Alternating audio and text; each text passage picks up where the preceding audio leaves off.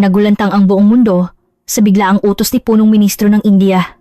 Buwagin ang lahat ng gusaling itinayo ng China. Maaga pa lang, nagsimula na ang pagbuwag sa 47 na apartment na itinayo ng China sa loob ng nakalipas na 10 taon. Ang dahilan ay nakakagulat. Gumuho ang isang Chinese apartment. May mga mamamayan ang namatay. Ang bakal na ginamit ay hindi man lang umabot sa 48% ng karaniwang standard. Wala pa sa kalahati. Nagbanta ang China ng $71 bilyong na kaso. Maging ang Rusya ay nakisawsaw. Kami na ang magtatayo sa halip. Ngunit mas nakagugulat ang sagot ng punong ministro ng India. Hindi pwede ang China. Hindi rin pwede ang Rusya. Tanging ang Pilipinas lamang ang tatanggapin namin. Isang maliit na bansa ang sabay na tinanggihan ng dalawang superpower. Ano ba ang nakita nila sa Pilipinas? Makalipas ang 2 taon, natapos ng Pilipinas ang 5,000 unit na pabahay. Isang buwan itong mas maaga sa itinakdang oras. Nagbigay ng huling pahayag ang gobyerno ng India. Lahat ng konstruksyon sa hinaharap ay ipagkakatiwala sa Pilipinas. Tuluyang nawala sa China ang kanilang backyard. Ano ba talaga ang nangyari? Ano ang masasabi ninyo sa balitang ito? Tingnan natin ang reaksyon ng mga taong nakakita sa balita. Tingnan kung tugma sa inyong iniisip. Simulan na natin ngayon. Bago magpatuloy, paki-subscribe at paki-like ang aming channel. Suportahan nyo kami sa pamamagitan ng inyong maiinit na komento. Pilipinas laban! Nagsagawa ng emergency press conference ang punong ministro ng India. Nagdagsaan ang lahat ng media sa New Delhi. Ano ang nangyayari? Ako si Robert Anderson, isang Amerikanong doktor ng Construction Engineering at honorary professor ng Civil Engineering Department sa Harvard University. Tumayo ang punong ministro sa harap. Ang kanyang mukha ay seryoso. Ilang segundong katahimikan ang namayani. At pagkatapos, lumabas ang isang balita na parang bomba. Mula ngayon, tuluyan na naming ititiwalag ang lahat ng kumpanya ng konstruksyon ng China. Nagkagulo ang mga reporter. May Chinese reporter na nagtaas ng kamay. Ano po ang dahilan? Sumagot ang punong ministro. May namatay na mamamayan namin dahil sa gusaling itinayo ng China. Agad akong sumakay sa eroplano. Lumipad ako patungong New Delhi, India. Kailangan kong kumpirmahin ang katotohanan ng insidenteng ito na yumanig sa construction industry sa mundo. Pagdating ko sa airport, dumiretso ako sa site, sabi ng driver ng taxi. Foreign reporter po ba kayo? Sa site ng trahedya kayo pupunta? Alam po iyan ng buong bansa. Nakarating ako sa site. Napahinga ako ng malalim. Lubos na gumuho ang 8 palapag na apartment. Nagkapatong-patong ang mga bloke ng semento na parang bundok. Naghuhukay ang mga rescue team sa mga guho. Nagtanong ako, ilan po ang namatay? Sumagot ang isang opisyal sa site. 3 po. Hinahanap pa namin ng 2. Isang pamilya na nakatira sa 5 palapag, ama, ina, at isang 8 taong gulang na bata. Sa isang iglap, nawala ang buong pamilya. 40 taon na akong naglibot sa mga construction site sa mundo. Dubai, Singapore, New York. Libu-libong gusali na ang inimbestigahan ko. Pero ito ang unang beses na nakita ko ang isang gusali na gumuho ng ganoon kabilis. Ininspeksyon ko ang mga guho. Hindi ako makapaniwala. Wala ang mga steel bar sa lugar kung saan dapat mayroon. Wala man lang kalahati ng kailangang dami. Hinawakan ko ang semento. Gumuho ito sa kamay ko. Mali ang mixturation ng semento. Hindi ito gusali. Bulong ko. Bahay na gawa sa papel. May mga opisyal ng Indian Construction Safety Agency sa site. Nagtanong ako sa kanila, sino ang nagtayo ng gusaling ito? Sumagot siya, Chinese Construction Company. Natapos 3 taon na ang nakakaraan. Kinuha ko ang investigation report. Habang nagbabasa, umakyat ang galit ko. 48% lang ang ginamit na bakal. Wala man lang kalahati. Ang grade ng simento ay mababa rin sa standard. Petsyado ang dokumento ng pundasyon. Nagbigay lang ng stamp of approval nang hindi man lang nag-iinspeksyon. Hindi lang iyon. May mas nakakagulat pa na lumabas na katotohanan. 17 na gusali ang itinayo ng construction company na ito sa India. Apartment, eskwelahan, ospital, opisina ng turismo. Lahat ay mataas ang posibilidad na itinayo sa parehong paraan. Naglunsad ng emergency investigation ng gobyerno ng India. Ang resulta ay nakakalungkot. Sa 47 na gusali, 38 ang tinukoy na may substandard construction, mahigit 80%. Ang mga gusaling araw-araw na pinapasukan ng mamamayan ay nasa estado na pwedeng gumuho anumang oras. May eskwelahan din. Mahigit 1,000 bata ang nag-aaral araw-araw doon. Kung gumuho ito habang may klase, nakakatakot isipin. Sumabog ang galit ng mamamayan ng India. Kumalat ang slogan sa social media, "Palayasin ng China." Nagmarcha ang mga demonstrator sa kalye. Ang sigaw na, "Palayasin ng Chinese Construction Company" ay umalingaw-ngaw sa New Delhi. Pumunta ako sa local office ng Chinese Construction Company. Mahigpit na nakasara ang pinto. Umalis na ang mga empleyado. Walang sino man ang pwedeng panagutin. Pumunta ako sa punong ministro. May emergency cabinet meeting na ginaganap. Pagkatapos ng meeting, lumabas ang kalihim ng konstruksiyon. Nagtanong ako, "Ano po ang inyong desisyon?" Sumagot ang kalihim, "Tuluyang ititiwalag ang Chinese Construction Company. Lahat ng ongoing project ay ipinatigil. Total ban din sa bagong kontrata." Nagtanong ako, "Ano po ang gagawin ninyo sa mga construction projects na hinaharap?" Sandaling tumahimik ang kalihim at sinabi, "Kailangan naming maghanap ng bagong partner. Isang bansang pwedeng pagkatiwalaan ang buhay ng aming mamamayan." Nagtanong ako, "Anong bansa po ang iniisip ninyo?" Sumagot ang kalihim, "Ang Pilipinas. Tanging ang Pilipinas." Nagulat ako. Ang Pilipinas ay isang construction power, pero hindi ko pa masyadong naririnig ang kanilang activities sa India. Bakit sa lahat ng bansa, ang Pilipinas pa? Nagpaliwanag ang kalihim. Nagpadala ng proposal ang isang kumpanya ng konstruksyon ng Pilipinas, ang Luzon Builders. Magtatayo sila ng bagong apartment sa lugar na gumuho. Malaki ang scale. Aabot sa mahigit 300 bilyong rupiah. Tumango ako. Isang nakakaintriga na balita. Ang Pilipinas ang papasok sa lugar na sinira ng China. Magiging iba kaya ang Pilipinas? Bumalik ako sa hotel at tumingin sa labas ng bintana. Ang night view ng New Delhi ay nagkalat. Ilan kaya ang substandard na gusali sa loob ng mga gusaling iyon? Araw-araw, nabubuhay sa takot ang mamamayan ng India. Ang iniwan ng China's Belt and Road Initiative ay hindi magagarang pangako, kundi substandard construction, gumuho na gusali at namatay na mamamayan. Malulunasan kaya ng Pilipinas ang sugat na ito? Malalaman natin bukas. Kinabukasan, tumawag sa akin ang Indian Ministry of Construction. "Dr. Anderson, darating ang delegation ng construction company ng Pilipinas. Gusto niyo po bang sumama?" Agad akong pumunta sa airport. Gusto kong malaman kung ano ang proposal ng Pilipinas. Ang mga taong bumaba sa eroplano, mga Pilipinong nakasuot ng suit. Ang lalaking nangunguna ang nakaagaw ng pansin ko. Siya ang kinatawan ng Luzon Builders. May hawak siyang makapal na tumpok ng mga dokumento. Sa conference room ng Indian Ministry of Construction, nagsimula ang presentation. Ako ay dumalo. Nagsalita ang kinatawan ng Pilipinas. Una sa lahat, lubos po kaming nakikiramay sa mga biktima. Sandali siyang tumigil. "Kami po ang magtatayo ulit. Magtatayo kami ng ligtas na bahay sa gumuho na lugar." Lumabas ang mga numero sa screen. 300 bilyong rupee, mahigit 5,000 unit. Ito ang pinakamalaking housing project sa Indian market. Nagbulungan ng mga opisyal ng India. May isang opisyal na nagtanong, 300 bilyong rupee, malaking scale po iyan. Ano po ang inyong kondisyon? Ang Sina ay laging may kondisyon sa likod. Sumagot ang kinatawan ng Pilipinas. Wala po kaming kondisyon. Mayroon lang kaming pangako. Magtatayo kami ng may pinakamataas na kalidad, bahay na pwedeng tirahan ng panatag ng mamamayan ng India. Nakikinig ako sa tabi. Sa totoo lang, nagduda ako.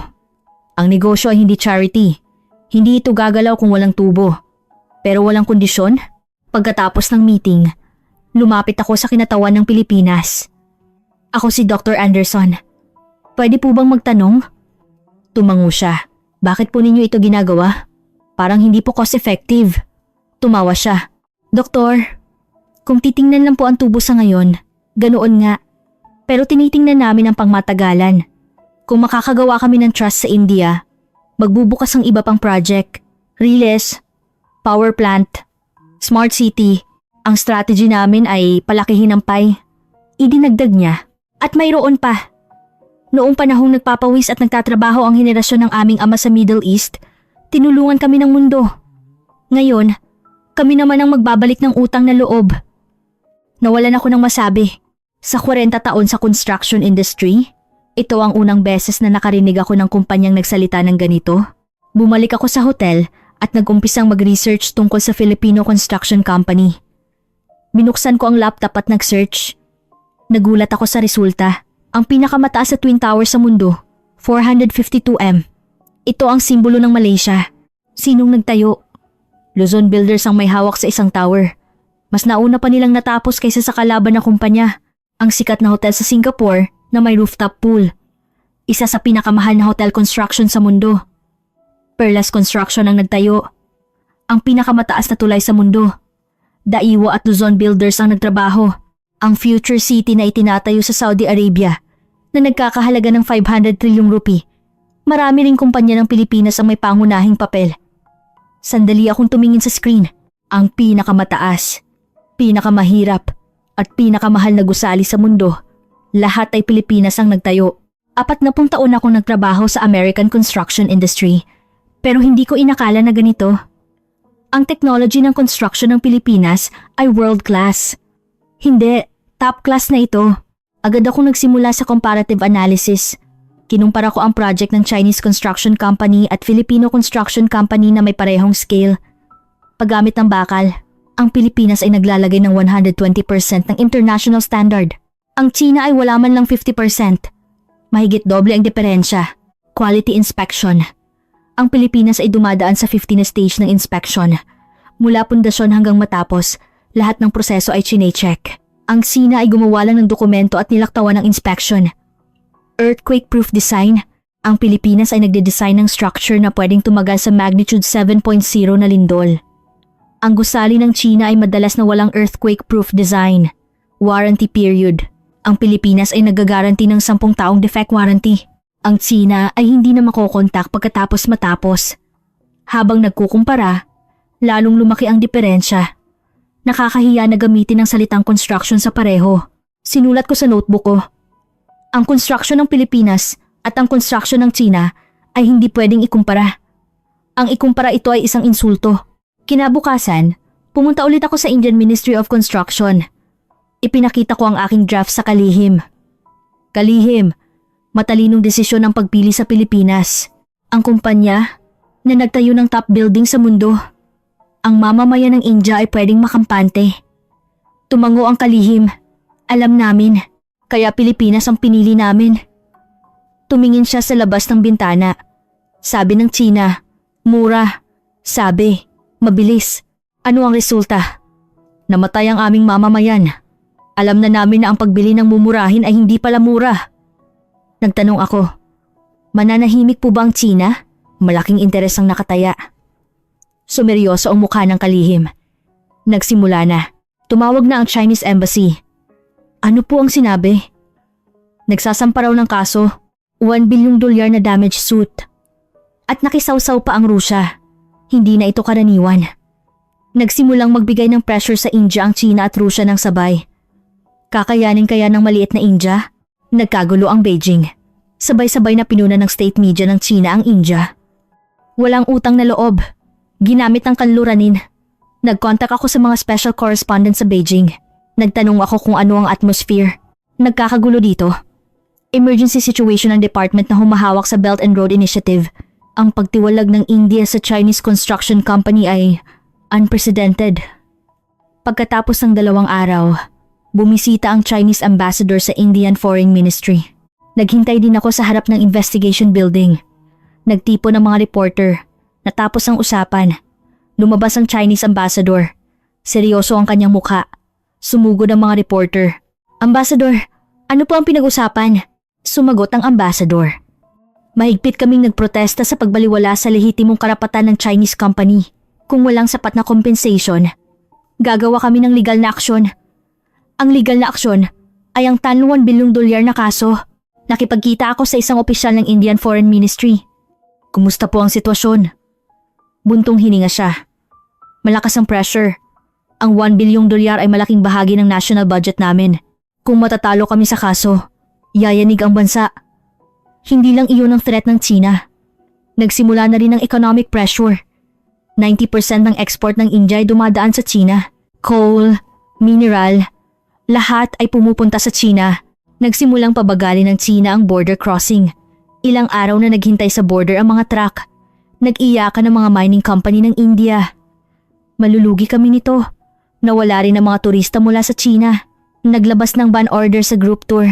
Naapektuhan ang tourism industry ng India. Nagkaroon ng maraming bakante sa mga hotel sa New Delhi at nakisawsaw ang Rusya. Bumisita ang kalihim ng konstruksyon ng Rusya sa India. Sa labas, usapan ng kooperasyon, pero sa loob, iba. Kami na ang magtatayo sa halip ng China. Kung pumasok ang Russian Construction Company, walang masabi ang China. Ang proposal ng Rusya ay kaakit-akit. Kung may support ng isang superpower, baka kayanin ang pressure ng China. Pero may kapalit. Sa halip, gusto naming palawakin ang military cooperation sa loob ng India. Military cooperation ibig sabihin, sa ilalim ng influence ng Rusya.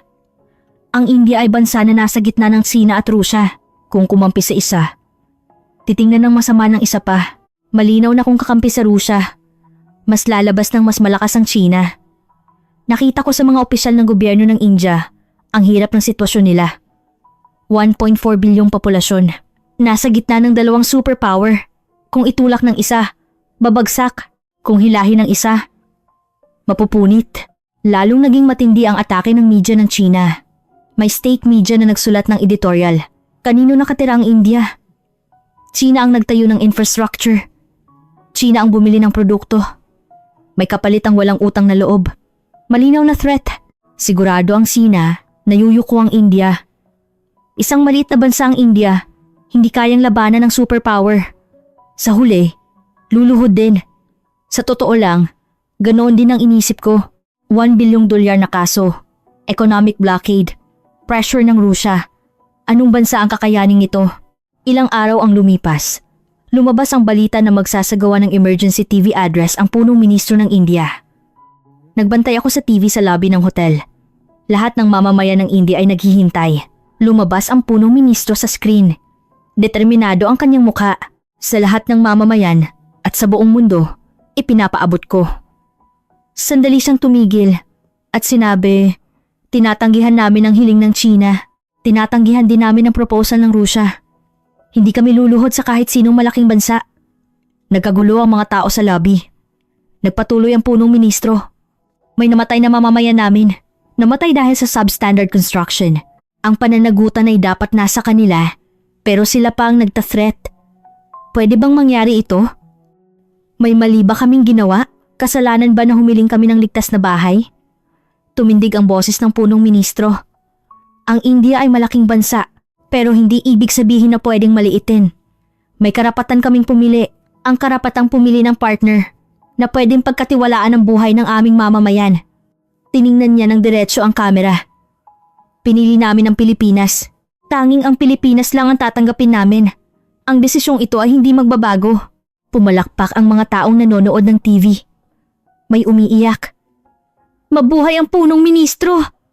Sigaw ng isang tao. Nagulat ako habang nakatingin sa screen. Narapunting taon na akong nanonood ng international politics. Ito ang unang beses na nakita ko ang isang bansa na sabay na tinanggihan ng dalawang superpower. Nagulat siguro ang Beijing. Naguluhan din siguro ang Moscow. Sigurado sila na yuyuko ang India. Pero hindi umatras ang India. Hindi ang China. Hindi ang Rusya. Tanging ang Pilipinas lang. Bakit sa lahat ng bansa? Ang Pilipinas pa. Kailangan ko itong imbestigahan ng mas malalim. Nagulat ang mundo pagkatapos ng address ng punong ministro. Sabay-sabay na nagbalita ang international media. India! Tinanggihan ng China at Rusya ng sabay. Matapang na pagpili ng isang malaking bansa. India! Pinili ang Pilipinas! Nagbago ang pattern ng superpower politics. Nag-iisip ako habang nanonood ng balita sa hotel room. Sa 10 taon sa international politics, ito ang unang beses. Ang India, 1.4 bilyong populasyon. Malaki ang economy. Pero geopolitically ay nasa mahirap na sitwasyon. Ang isang bansang ganoon ay sabay na tinanggihan ng China at Rusya. Ito ay parang suicide. Pero hindi natakot ang India. Bakit? Mas nakipagkita ako sa mga opisyal ng gobyerno ng India. Sinagot ng kalihim ng konstruksyon ang tanong ko. Dr. Anderson, bakit Pilipinas? Tumingin siya sa labas ng bintana. Simple lang. Ang Pilipinas ay hindi nagtaksil sa amin. Anong ibig mong sabihin? Nagpaliwanag siya. 20 taon kami nagtrabaho sa China. Sabi nila, partner kami ng Belt and Road Initiative. Ano ang resulta? Substandard construction, tumpok ng utang at namatay na mamamayan. 100 taon kaming kasama ng Rusya, mula pa noong Soviet era. Pero palagi kaming minamaliit ng Rusya. Hindi kami kailanman tiningnan bilang pantay na partner. Tiningnan niya ako ng diretsyo. Iba ang Pilipinas. 10 taon na ang nakalipas nang dumating ang Filipino company sa India. Maliit na project, pero walang problema maski isa. Tinupad ang lahat ng pangako. Perfect ang kalidad. Sigurado ang after service. Tumango ako. Trust. Sa huli, ito ay usapin ng trust. Idinagdag ng kalihim. At may mas importante pa. Sandali siyang tumigil. Hindi kami minamaliit ng mga Pilipino. Ang China ay laging mayabang. Kung wala kami, hindi kayo mabubuhay. Ganoon din ng Rusya. Pakinggan niyo kami. Kung hindi, magkakagulo. Iba ang Pilipinas. Gusto niyo po bang sumama sa amin? Tanong nila. Sabi nila, magkaisa tayong umunlad. Maliit na diferensya. Pero ang maliit na diferensya na iyon ang nagpabago sa lahat. Pumunta ako sa bayan ng New Delhi. Gusto kong malaman ang reaksyon ng mga mamamayan. Ang una kong nakausap ay isang taxi driver na nasa edad 30. Nakita niyo po ba ang speech ng punong ministro? Tanong ko. Ngumiti siya. Oo naman. Nakaluwag ng dibdib. Sa wakas, nagkaroon din kami ng boses. Nagtanong ako, kung gumanti ang China, paano? Nagkibit balikat siya. Kahit ganoon, ano ang gagawin? Mabubuhay ba kami ng laging ginugulangan? Gusto ba namin na ang mga anak namin ay tumira sa gumuguho na gusali? Ayaw namin. Kahit mamatay, gusto naming maging marangal. Ang pangalawang nakausap ko ay isang merchant na nasa edad 50. Nagtitinda siya ng damit sa market. Ano ang masasabi niyo tungkol sa Pilipinas? Sumagot siya. Gusto ko ang Pilipinas. Maganda ang drama. Maganda ang cosmetics. Pero may mas importante pa. Ano po iyon? Ang kapatid ko ay 10 taong nagtrabaho sa Pilipinas. Sa pera na iyon, nabuhay ang pamilya namin. Sabi ng kapatid ko, ang mga Pilipino ay matapat. Kung nangako, tutuparin. Tiningnan kaming bilang tao. Ang pangatlo ay isang college student. Ipinakita niya sa akin ang isang movement na nangyayari sa internet. Piliin ang Pilipinas. Palayasin ang Sina. India's independence. Daan-daang libong post ang nagawa. Nagtanong ako, hindi po ba kayo natatakot? Gagawa ng economic retaliation ng China. Umiling siya. Natatakot? Oo, natatakot. Pero may mas nakakatakot pa. Ang mamatay ang pamilya ko sa gumuguho na gusali. Ang mabuhay sa substandard construction ng China. Mas nakakatakot iyon. Habang naglalakad sa bayan, nag-isip ako, ang mga taga-India ay hindi natatakot. Natatakot sila. Pero naglakas loob sila para iwasan ang mas nakakatakot. Pabalik sa hotel, dumaan ako sa harap ng Philippine Embassy. Nagulat ako. May mga tao na nagtipon sa harap ng embassy. May hawak silang mga bulaklak. Nagtanong ako, ano po ang ginagawa ninyo? Sumagot ang isang mamamayan. Nagpapasalamat. Tinulungan kami ng Pilipinas, hindi ba? Nakakatakot ang China. Nakakatakot ang Rusya. Pero ang Pilipinas lang ang kumampi sa amin. Nagtumpukan ang mga bulaklak sa pader ng embassy. May nagdikit ng sulat. Magkahalo ang Tagalog at hindi. Salamat kapatid na bansa. Pilipinas, hindi namin kayo kakalimutan. Naiyak ako habang nagbabasa ng sulat. Noong gabing iyon, tumawag ang Luzon Builders. May groundbreaking ceremony po bukas. Dr. Anderson, gusto niyo po bang dumalo? Groundbreaking. Ang Pilipinas ay talagang magsisimula, hindi lang sa salita, kundi sa aksyon. Sinulat ko sa notebook ko. Ang China ay nag-threat. Ang Rusya ay nag-offer ng deal. Ang Pilipinas ay tumulong lang. Ang diferensya na ito ang nagdesisyon sa pagpili ng India. Ang mga superpower ay gumagalaw gamit ang force. Gumagawa ng threat at pressure para makuha ang gusto. Pero iba ang Pilipinas. Sa halip na force, lumapit sila gamit ang trust. Nakita ng India ang diferensya na iyon. Kaya tinanggihan ng dalawang superpower at pinili ang Pilipinas.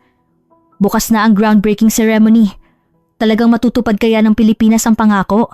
Titingnan ko mismo. Dumating ang umaga ng groundbreaking ceremony. Sa labas ng New Delhi. Sa lugar kung saan gumuho ang apartment.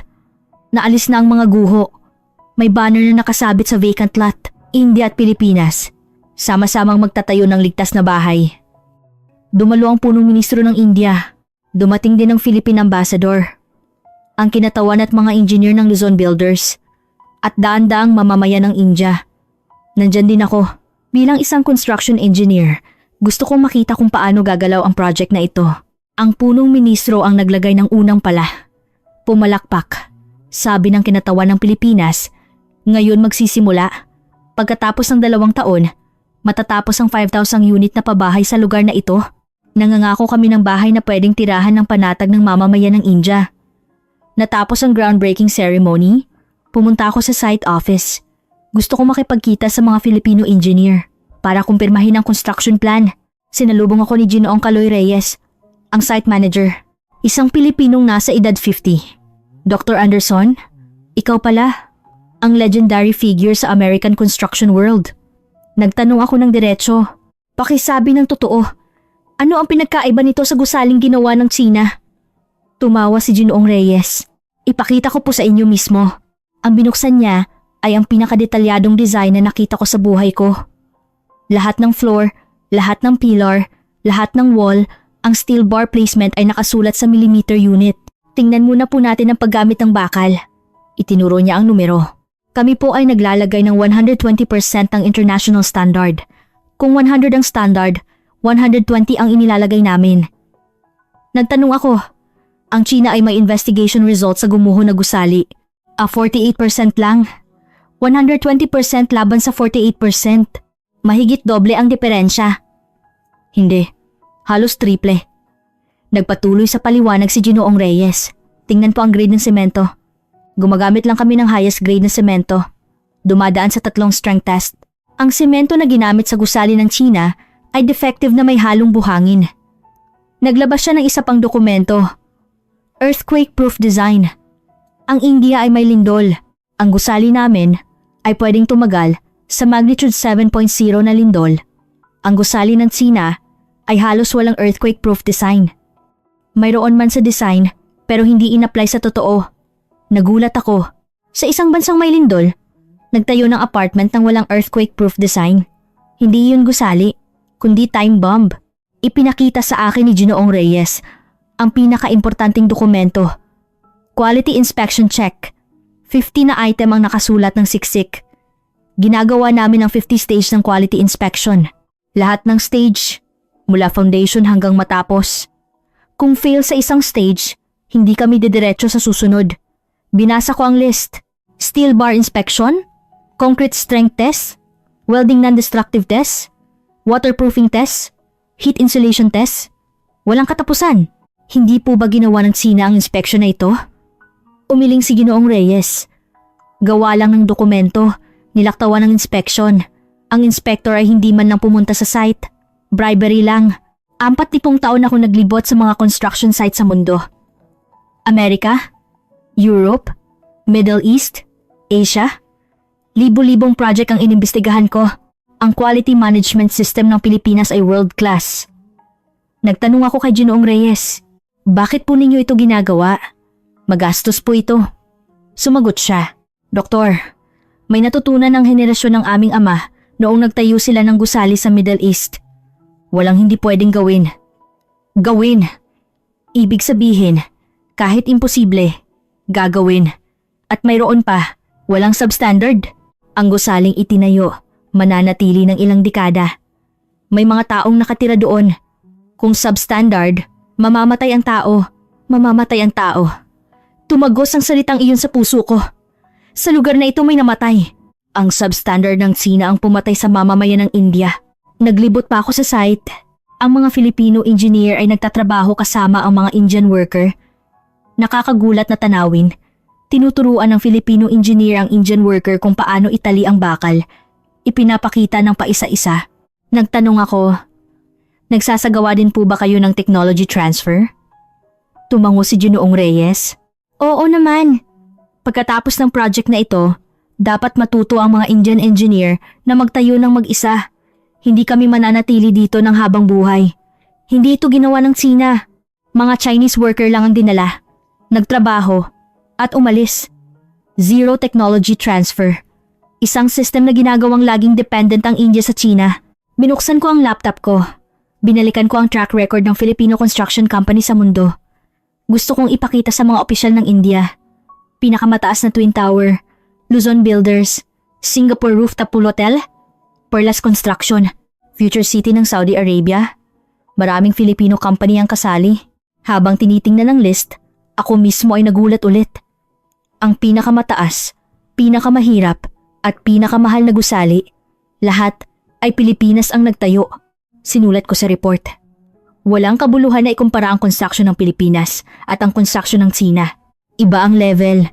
Ang Pilipinas ay world top. Ang China ay hindi man lang basic. Ang ikumpara ito ay isang insulto.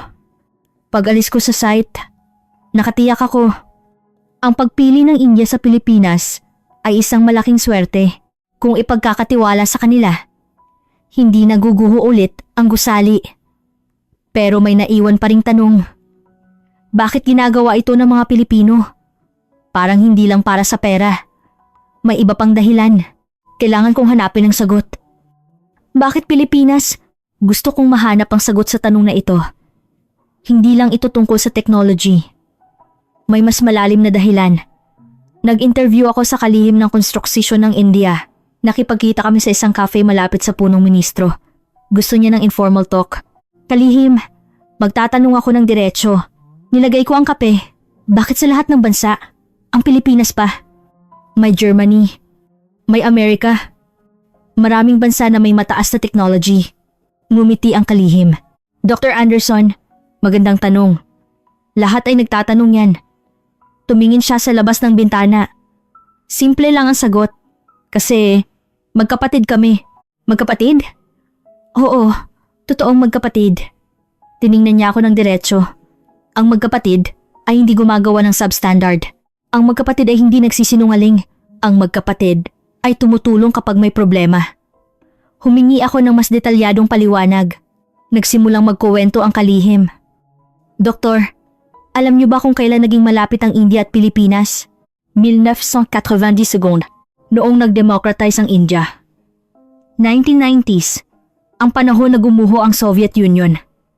Iniwan din ng India ang socialism at lumipat sa democracy.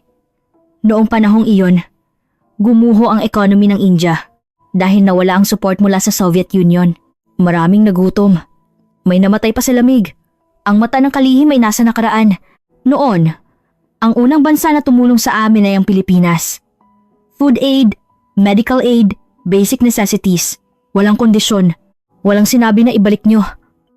Nagtanong ako, ang China? Sa tabi lang? Ngumiti ang kalihim. Isinara ng China ang border. Natakot sila na baka tumawid ang mga taga-India. Wala silang pakialam kung magutom kami. Nagpatuloy siya. Noong 1990s, nagpadala ang Pilipinas ng medical team. Nagtayo ng ospital sa New Delhi. Gumawa ng free surgery. Tinuruan ng mga Indian doctor. Ngayon, 30% ng mga Indian doctor ay nag-aral sa Pilipinas. Tumango ako. 30%, nakakagulat na rate. Nagpatuloy ang kalihim. At ang mga kabataan namin ay pumunta sa Pilipinas para magtrabaho. Mahigit 100,000. Sa pera na iyon, nabuhay ang mga pamilya sa India. Tiningnan niya ako ng diretsyo. Doktor, alam niyo ba kung paano tinrato ng mga Pilipino ang mga kabataan namin? Paano? Tiningnan bilang tao. Nanginginig ang boses ng kalihim. Ang mga kaibigan na nagtrabaho sa China, tinawag na Indian slave. Hindi man lang nakatanggap ng tamang sahod. Ganoon din sa Rusya. Inisnab, minamaliit. Sandali siyang tumigil. Iba ang Pilipinas. Binigay ang sahod sa tamang oras. Kumain ng sabay. Sabi ng manager, tinawag siya mismo sa pangalan. Hindi hoy, ikaw, kundi Ginoong Verma. Maliit na bagay. Ang tawagin sa pangalan, ang kumain ng sabay. Pero ang maliit na bagay na yun ang nagpabago sa lahat. Nagtanong ako. Kaya po, ramdam niyo na magkapatid? Tumango ang kalihim. Alam niyo ba kung ano ang magkapatid? Ang taong tumutulong kapag may problema. Ang taong hindi nang aapi. Ang taong hindi minamaliit. Ganoon ang Pilipinas. Bahagya niyang tinapik ang mesa. Ang Sina ay laging nakatingin mula sa itaas. Tinutulungan namin kayo. Magpasalamat kayo. Ganoon din ang Rusya. Iba ang Pilipinas. Gawin nating magkasama. Sama-sama tayong umunlad. Magkapareho ang eye level. Sinulat ko sa notebook ko. Magkapareho ang eye level. Idinagdag ng kalihim. At mayroon pa. Ang Pilipinas ay tumutupad sa pangako. Pangako? Oo. Ang China ay hindi tumutupad sa pangako. Sinasabi na oo, pero sila lang ang panalo. Ganoon din ang Rusya. Iba ang Pilipinas. Kung sinabi na gagawin, gagawin. Kung hindi kaya, sasabihin na hindi kaya mula sa simula. Hindi nagsisinungaling. Tumawa ang kalihim. Doktor, noong nag-meeting ako sa Filipino Construction Company, humingi ako ng unreasonable request. Sinubukan ko lang. Alam niyo ba kung ano ang sinabi ng kinatawan ng Pilipinas? Ano? Sabi, mahirap po iyan. Ganun ang sinabi. Hindi susubukan namin. Kundi totoo na mahirap. Sa sandaling iyon, nagkaroon ako ng trust. Hindi nagsisinungaling ang mga taong ito. Tumango ako. Honesty. Iyon din ang pinaka-sentro ng trust. Pagkatapos ng interview, naglakad ako sa bayan. Umuugong sa isip ko ang sinabi ng kalihim. Magkapatid, eye level, pangako. Hindi ito malalaking bagay. Hindi rin magarbo. Maliit na bagay lang. Ang tawagin sa pangalan, ang kumain ng sabay, ang tumupad sa pangako, ang hindi mang-ape. Hindi ito alam ng Sina at Rusya. Inisip nila na sapat na ang force para manalo. Inisip nila na sapat na ang pera para bumili. Pero ang puso ng tao ay hindi gumagalaw sa force o pera. Alam iyon ng Pilipinas. Bakit alam nila? Dahil naranasan din ng Pilipinas. Naranasan din ng Pilipinas na maliitin ang superpower. Naranasan din ng kolonisasyon at giyera. Alam nila ang lungkot ng mahina. Pabalik sa hotel, dumaan ako sa harap ng Philippine Embassy. Mas marami ang bulaklak kaysa noong ilang araw ang nakalipas. Mas marami din ang sulat. May isang sulat na nakaagaw ng pansin ko. Nakasulat sa hindi. Noong nagtatrabaho ako sa Pilipinas, natatandaan ng manager ang birthday ko. Binilhan ako ng cake. Hindi ko makakalimutan habang buhay. Salamat kapatid na bansa. Sandali kong tiningnan ang sulat. Isang cake. Iyon ang nagpabago sa buhay ng isang tao. At ang taong iyon ay umuwi sa bayan at nagkwento kung anong bansa ang Pilipinas. 100,000 kabataan ng India ang nagtrabaho sa Pilipinas. 100,000 experience ang nagpatong-patong. Kumalat ang experience na iyon sa word of mouth. Iba ang Pilipinas. Tinatrato kaming tao. Gumastos ang Sina ng $1 trillion sa Belt and Road Initiative. Nagtayo ng malaking infrastructure, pero hindi nabili ang puso ng India. Ang Pilipinas ay nag-invest ng sincerity sa halip na pera at nakuha ang puso ng India. Sinulat ko ang huling sentence sa notebook ko. Ang kapatiran na hindi binibili ng ginto. Ginagawa ito gamit ang totoong puso. Lumipas ang 2 taon. Sumakay ulit ako sa eroplano patungong New Delhi. Naalala ko ang unang beses na nakita ko ang gumuho na site 2 taon na ang nakalipas. Kalawang na bakal, durog na semento, namatay na pamilya, at galit na mamamayan ng India. Ano ang nakatayo sa lugar na iyon ngayon? Mula sa airport, sumakay ako ng taxi. Sabi ko sa driver, "Sa site po ng Filipino apartment." Ngumiti ang driver. Ang apartment po na yun? Kahapon lang po natapos. Ngayon po ang unang paglipat. Buti po, gusto ko ring makita. Tumakbo ang taxi sa highway ng New Delhi. Nagbago ang tanawin sa labas ng bintana. 2 taon na ang nakalipas, isang malawak na field lang. Ngayon, maayos na ang mga kalsada. At sa malayo, nakita ko. Napahinga ako ng malalim. Nakatayo ang mga gusali. Isang apartment complex. Ang malinis na outer wall ay nagniningning sa asul na langit. 1, 2, 3, mahigit 10 gusali ang nakalinya. Nagtanong ako, lahat po iyan, Pilipinas ang nagtayo? Sagot ng driver ng mayabang. Opo, mahigit 5,000 unit. Sabi, ito raw ang pinakamalaking apartment complex sa Indian market. Magkatusang maka na. Bumaba ako sa taxi. May banner na nakasabit sa entrance. India at Pilipinas, sama-samang itinayo, ligtas at maaliwalas na tirahan. Magkatabi ang Tagalog at hindi, ang site ay parang festival, daan-daang taong nagtipon. Ngayon ang unang araw ng paglipat. May mga lobo na lumilipad. May tumutugtog na musika. Nagtatakbuhan ang mga bata. Lumapit ako sa gusali. Hinawakan ko ang outer wall. Matibay, properly cured ang simento. Malinis ang joint. Sa konta taon na nakita ko ang libu-libong gusali, ang level ng finish na ito ay hindi mapapahiya maski saan sa mundo. Nakita ako ni Ginoong Reyes ng Luzon Builders. Dr. Anderson, salamat po sa pagpunta. Pagkatapos ng 2 taon, nagkamay kami. Tinupad ninyo ang inyong pangako, sabi ko. Sabi ninyo, matatapos sa loob ng 2 taon at nagawa ninyo. Tumawa si Ginoong Reyes. Sa totoo lang, natapos po ng 1 buwan na mas maaga. Nagkaroon kami ng sapat na oras para sa final check. 1 month early. Karaniwan. Ang construction site ay naantala. Masyadong maraming variable. Weather, material supply, manpower problem. Nakakagulat na natapos ng 1 buwan na mas maaga. Naglibot ako sa loob ng gusali. Umakyat ako sa 10 palapag gamit ang elevator. Malawak at maliwanag ang pasilyo. Amoy pintura pa rin. New building smell. Pumasok ako sa isang bukas na unit. Living room, 2 bedroom, kitchen, toilet. Simple, pero efficient ang layout. Malaki ang bintana, maaraw. Hinawakan ko ang sahig. Mainit. Floor heating po. Paliwanag ni Ginoong Reyes. Naglagay kami ng Philippine Standard Floor Heating. Ang taglamig sa North India at mountain area ay umaabot sa 40 degrees Celsius. Kaya floor heating ang pinakamainam. Floor heating, tradisyonal na heating system ng Pilipinas. Isang structure na nagpapainit sa buong sahig. Perfect ito para sa taglamig ng India. Nagtanong ako, wala po sigurong ganito sa Chinese apartment. Wala po, radiator heating ang ginamit sa Chinese building. Pero hindi kaya ang lamig ng India. Maraming nangyari na aksidente na freeze at pumutok ang pipe. Tumango ako. Nag-aral ang Pilipinas ng environment ng India. Nag-apply ng technology na bagay sa lokal na climate. Hindi lang basta nagtayo at umalis. Lumabas ako. Magsisimula na ang turnover ceremony. Nagbigay ng speech ang kalihim ng konstruksyon ng India. Ngayon, 5,000 pamilya ang makakakuha ng bagong tirahan. 2 taon na ang nakalipas. Nawalan kami ng pag-asa. Gumuho ang gusali. Namatay ang mamamayan. Pero ngayon, nakikita namin ang pag-asa. Tiningnan ng kalihim ang kinatawa ng Pilipinas. Salamat sa aming mga kaibigan sa Pilipinas.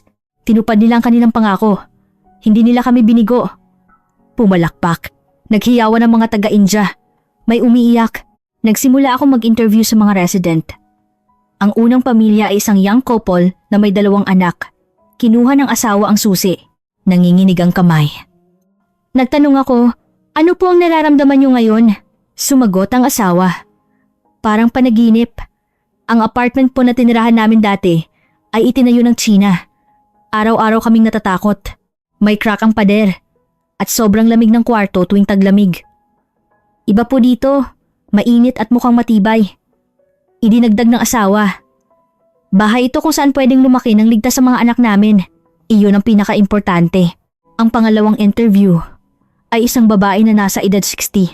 Nag-iisa siyang nakatira. Lola, kumusta po ang apartment na ito?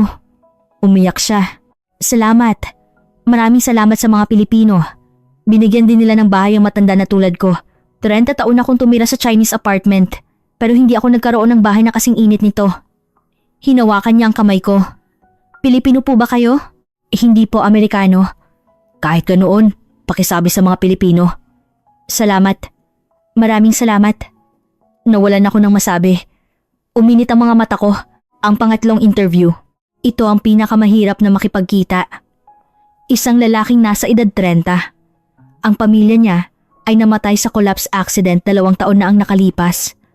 Asawa at 8 taong gulang na anak, siya lang ang nakaligtas sa aksidente. Ngayon, lilipat siya sa apartment na ito. Sa lugar na iyon itinayo. Masakit po siguro, sabi ko nang maingat. Ang tumira ulit sa lugar na ito. Umiling siya. Hindi, sa halip, comfort ito. Comfort? Tumingin siya sa labas ng bintana. Dito namatay ang asawa at anak ko dahil sa substandard construction ng Tsina. 2 taon akong nanaginip ng masama. Gumuguho na siling, sigaw, gabi-gabi, lumalabas ang tanawin na iyon. Hinawakan niya ang pader, pero iba ang gusaling ito. Itinayo ng mga Pilipino ng may puso, matibay, ligtas. Habang nakatira ako dito, iisipin ko ang asawa at anak ko. Ang lugar na ito ay hindi na lugar ng kamatayan, lugar ito ng new start. Tiningnan niya ako ng diretso. Pinalunasan ng Pilipinas ang sugat namin. Nagtayo ng bagong pag-asa sa gumuho na lugar. Alam niyo po ba kung gaano kalaki ang meaning niyan? Hindi ako makasagot. Nasasakal ang lalamunan ko. Ngumiti siya. Parang ito ang unang beses na ngumiti siya sa loob ng 2 taon. Sasabihin ko sa asawa ko, ligtas ka na. Ang mga kapatid nating Pilipino ang nagtayo ng matibay na bahay. Sa anak ko rin. Hindi na babagsak ang siling. Matulog ka ng panatag. Hindi na ako makapagtanong. Lumabas ako. Nagtipo ng mga tao sa plaza. May tumutugtog na kanta. Tradisyonal na musika ng India. May nagsimulang sumayaw. Tumawa ang mga bata habang ginagaya ang sayaw. Sa isang tabi, nakatayo ang mga Filipino engineer. Tumatawa din sila. Lumapit ang mga Indian worker na kasama nilang nagtrabaho sa loob ng 2 taon at nagkamay. May mga nagyakapan pa. Tumayo sa tabi ko si Junoong Reyes ng Luzon Builders. Doktor, ito ang dahilan kung bakit kami nagtatrabaho. Tiningnan niya ang plaza. Hindi kami nagtatayo ng gusali. Nagtatayo kami ng buhay ng tao.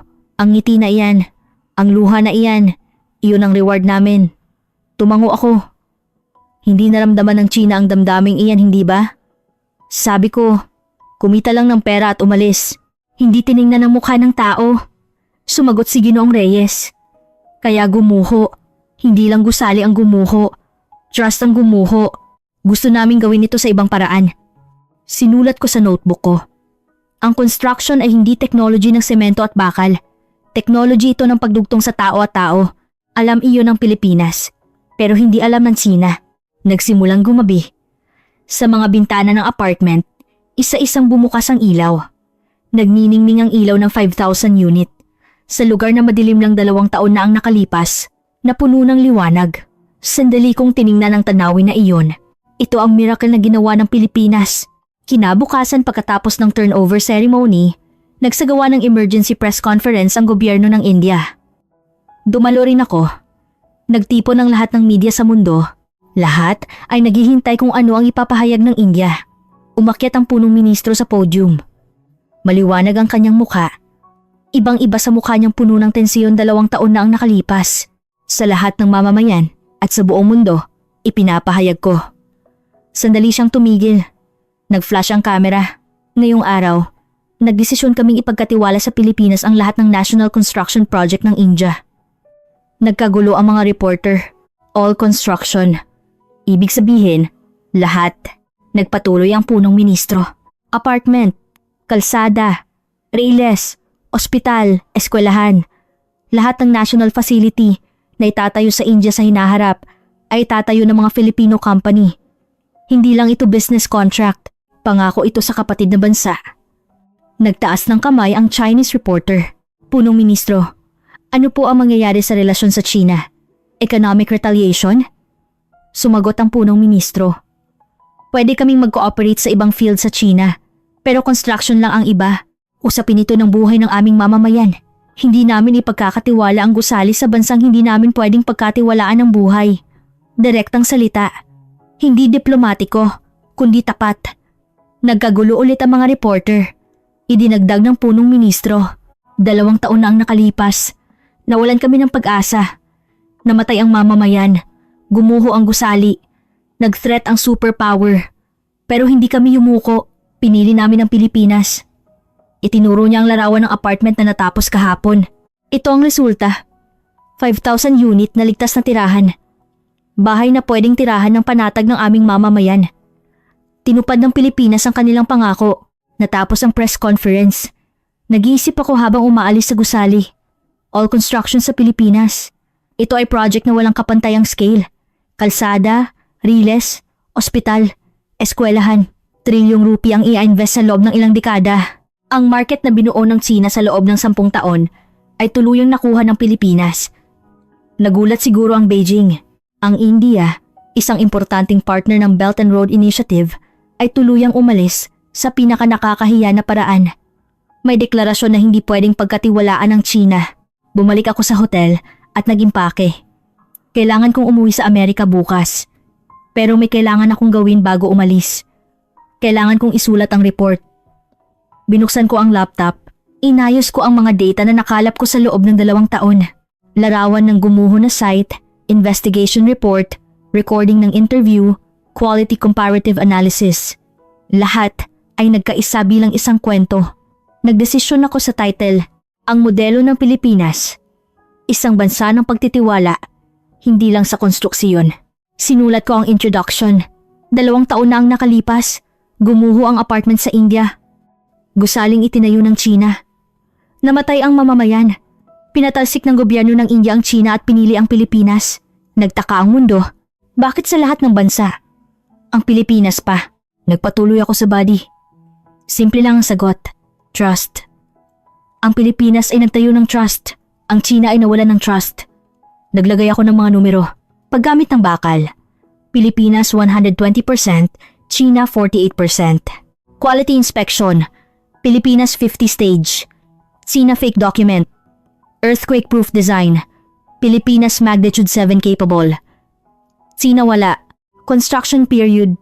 Pilipinas 1 month early. China zero technology transfer. Ang mga numero ay nagpapakita ng lahat. Masyadong malaki ang diferensya na walang kabuluhan ng comparison. Pero may hindi maipaliwanag ng mga numero. Bakit ginagawa ito ng Pilipinas? Kailangan kong isulat ang sagot sa tanong na iyon. Ang secret ng Filipino construction ay hindi technology. Attitude ito. Ikinuwento ko ang narinig ko sa site. Walang hindi pwedeng gawin. Gawin! Ang spirit na iniwan ng henerasyon na nabuhay sa Middle East desert. Walang substandard.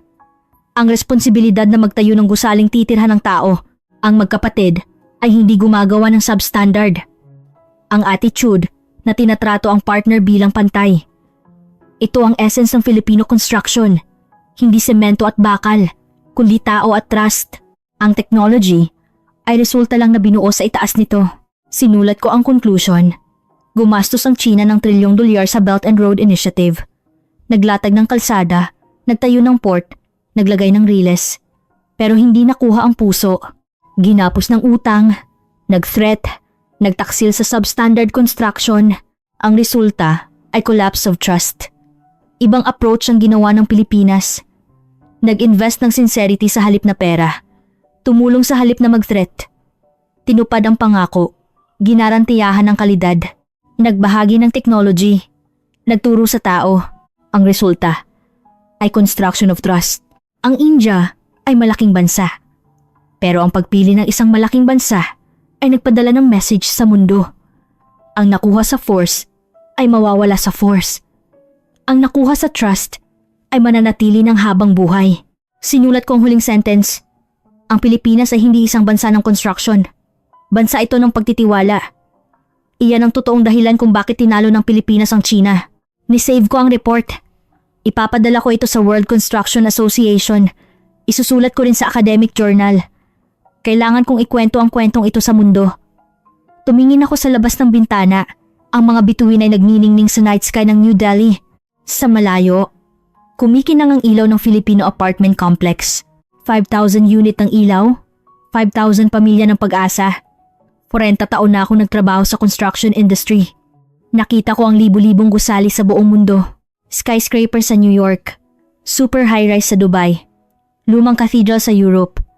Pero ito ang unang beses na nakita ko ang gusaling ganoon ka nakakaganyak. Hindi ito magarbo, hindi ito ang pinakamataas sa mundo, hindi rin state of the art. Ordinaryong apartment lang. Pero ang meaning na nakapaloob dito ay mas malaki kaysa sa anumang gusali. Ang pag-asa na itinayo ulit sa gumuho na lugar. Ang buhay na namulaklak sa lugar ng kamatayan. Ang mga taong tumayo ulit pagkatapos ng kawalan ng pag-asa. Ito ang gusaling iyon. Ito ang miracle na ginawa ng Pilipinas. Uuwi ako sa Amerika bukas. Sa office ko sa New York. Sa nakasanayan na daily routine. Pero hindi ko makakalimutan ang experience na ito. Ang pagpili ng India, ang pangako ng Pilipinas, at ang salitang kapatid Habang nakatingin sa labas ng bintana ng eroplano, iisipin ko, sa isang lugar sa ibaba, may India at sa tabi nito, may Pilipinas. Ang dalawang bansa ay magkapatid na magkahawak kamay. Sinubukan ng China na bilhin ang mundo gamit ang ginto. Failed. Nakuha ng Pilipinas ang mundo gamit ang puso. Succeeded. Ang diferensya na iyon ang nagpapabago sa pattern ng Asya sa ika-21 siglo. Isinara ko ang notebook ko. Nagdagdag ako ng isa pang salita sa huli. Ang pagtitiwala ay mas matigas pa sa semento. Ano po ang masasabi ninyo? Kung sa tingin nyo ay talagang kahanga-hanga ang Pilipinas, paki-comment po ng Pilipinas. Ang galing. Maraming salamat po sa panonood hanggang dulo. Magkita-kita po tayo ulit sa mas nakakaantig na kwento ng ating bayan.